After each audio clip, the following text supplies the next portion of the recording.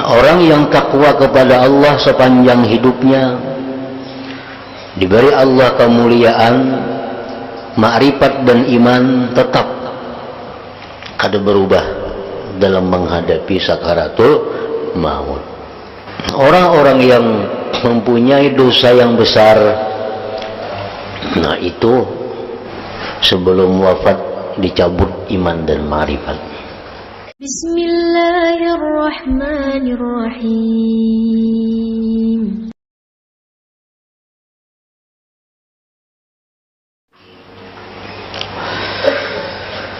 Sedangkan karamat di akhirat yang diberikan Allah kepada hambanya yang selalu taat kepada Allah Subhanahu wa ta'ala ialah yang ke-21.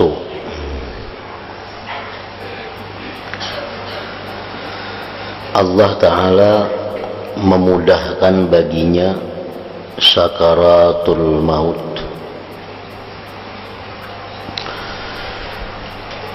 Imam Ghazali menjelaskan bahwa orang yang selalu taat kepada Allah diberikan 40 kemuliaan.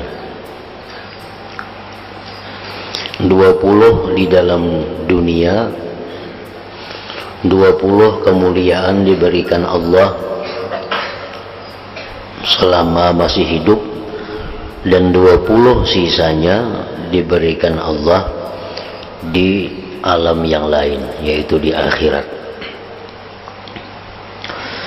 Di antaranya adalah dimudahkan baginya sakaratul maut.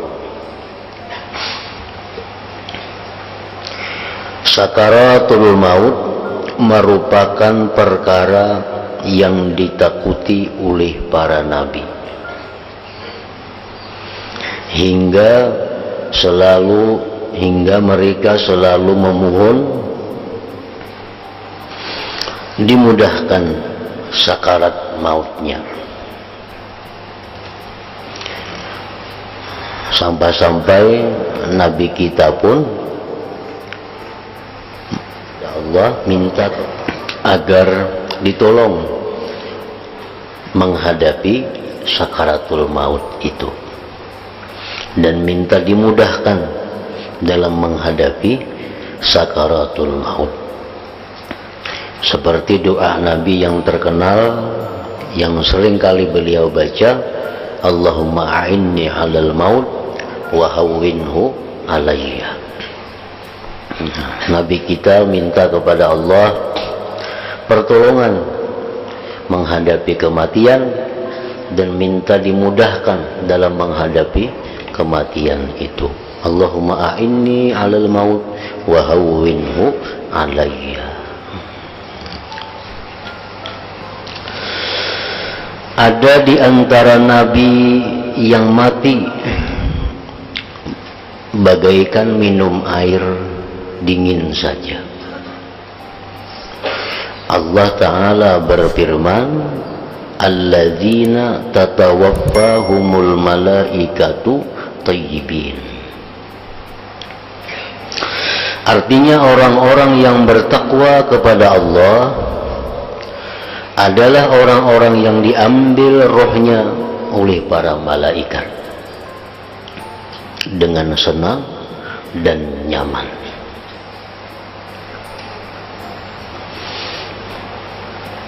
Jadi sakaratul maut itu seorang hamba diberikan Allah ujian, baik ujian yang menyangkut iman dan ujian kesabaran menyangkut sakitnya menghadapi kematian. Bagaimana sakitnya itu kematian? Sebuah hadis Rasulullah menyatakan yang artinya bahwa kematian itu lebih sakit daripada dicancang dengan 70 pedang. Itu sakitnya yang sifatnya jasmani. Dan lagi dalam kematian itu diuji iman seseorang, diuji keteguhan hatinya, diuji i'tikadnya sebelum menghembuskan nafas yang terakhir. Nah, jadi dua kesulitan yang dihadapi oleh orang-orang yang dalam sakaratul maut itu.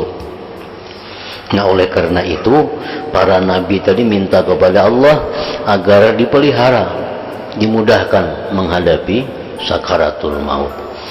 Orang yang takwa kepada Allah itu diberi Allah kemuliaan dengan kemudahan menghadapi sakaratul maut. Yang ke-22, tetapnya ma'rifat dan iman. Tetapnya iman inilah yang menimbulkan rasa takut dan ngeri, karena memikirkan tetapnya ma'rifat dan iman ini, orang-orang luhur pada menangis dan bersusah hati. Nah, orang yang takwa kepada Allah sepanjang hidupnya diberi Allah kemuliaan, ma'rifat dan iman tetap kada berubah dalam menghadapi sakaratul maut. Orang-orang yang mempunyai dosa yang besar itu dikhawatirkan matinya kada membawa ma'rifat dan iman. Orang-orang yang mengekali minum arak, nah itu biasanya sebelum wafat dicabut iman dan ma'rifat. Orang yang mengekali minum khamar, orang yang mengekali minum obat-obatan yang memabukkan, kada batobatnya sampai mati, itu biasanya iman dan ma'rifatnya dicabut sebelum mati. Itu ada dalam kitab Sirajut Talibin. Orang yang durhaka kepada ibu bapa, kada minta ampun lawan ibu bapa, padahal seringkali menyakiti, mendustai ibu bapa, kada minta ampun lawan sidin sehingga dia mati, itu pun biasanya matinya kada membawa iman dan ma'rifat. Orang yang suka melakukan, orang yang melakukan riba, kada tobat sehingga dia mati, itu pun matinya biasanya kada membawa iman dan ma'rifat. Banyak dosa-dosa besar yang membahayakan apabila kada segera tobat. Sebab bila sampai biasanya iman dan ma'rifatnya tertinggal, kada umpat mairingi orang tersebut.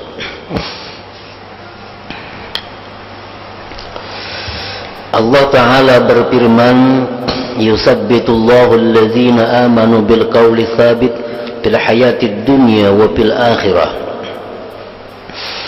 Artinya Allah bakal menetapkan iman orang-orang yang beriman dengan ucapan yang tetap dalam kehidupan dunia dan akhirat.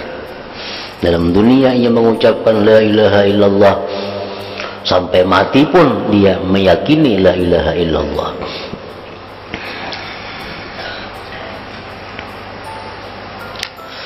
Yang ke-23, menerima kiriman rasa ingat dan menyenangkan, kabar gembira, ridha serta aman. Orang-orang yang selalu takwa, orang-orang yang selalu taat kepada Allah, sebelum dia wafat dia dikirimi rasa aman, dikirimi Allah rasa gembira. Sebagaimana firman Allah Ta'ala, an la takhafu wa la tahzanu wa abshiru bil jannati allati kuntum tu'adun. Artinya janganlah kalian takut, janganlah kalian bersusah hati, dan bergembiralah kalian dengan surga yang telah dijanjikan Allah kepada kalian. Nah, ini kabar berita ini dikirimkan Allah kepada orang yang selalu taat begitu dia sakaratul maut. Jadi hamba itu tidak takut terhadap apa yang bakal ia datangi di akhirat, dan tidak susah, tidak sedih mengenai apa yang ia tinggalkan di dunia.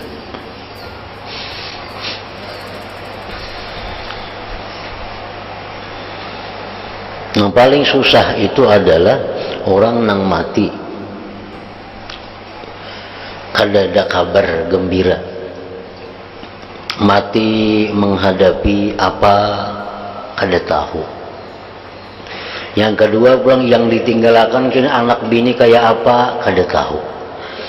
Nah, sehingga matinya itu menambah kesusahan. Mana sudah sakit, ditambah lagi kerisauan hati, kayak apa anak bini ditinggalkan, kayak apa harta ditinggalkan, kayak apa pulang menghadapi akhirat kada ada bayangannya. Nah, itu menambah susah. Kalau orang-orang yang takwa itu, nah mana matinya sudah nyaman. Nah, ditambah lagi ada kiriman berita dari Allah bahwa engkau di sana sudah disediakan kelapangan, disediakan kebahagiaan, dan anak bini yang ditinggalkan pun akan dijamin oleh Allah keselamatannya, pemeliharaannya, sehingga dia mati dalam keadaan hati yang tenang.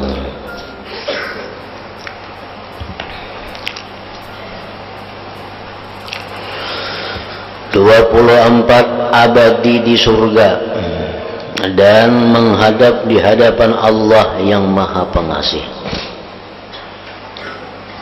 Yang ke-25, rohnya dihiasi, dibawa oleh malaikat langit dan bumi dengan dimuliakan, diberi kelembutan dan kenikmatan.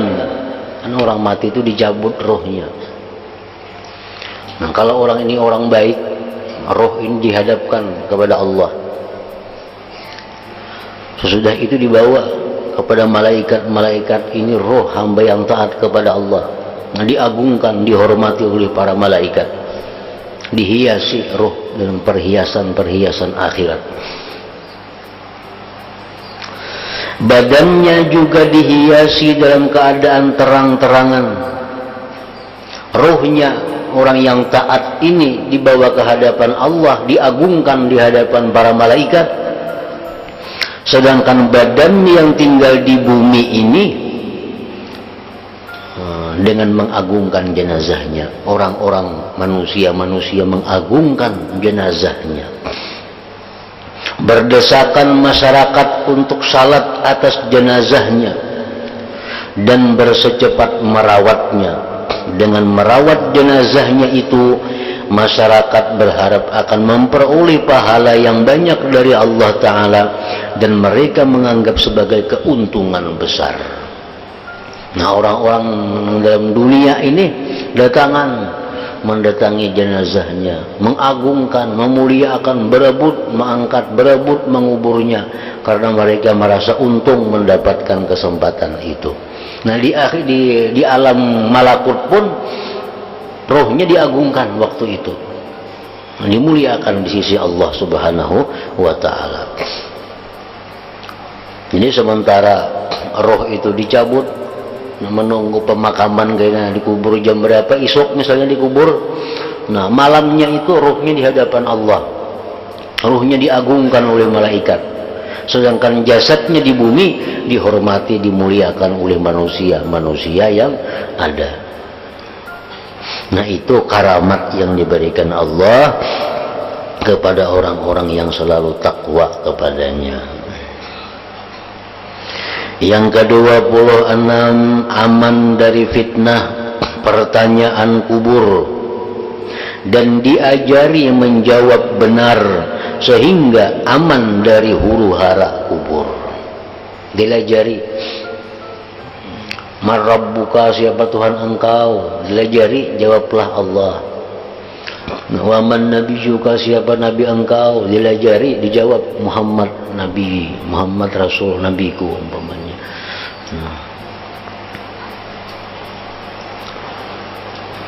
Yang ke-27 dikaruniai kelapangan kubur dan terangnya. Ia berada di pertamanan surga sampai hari kiamat.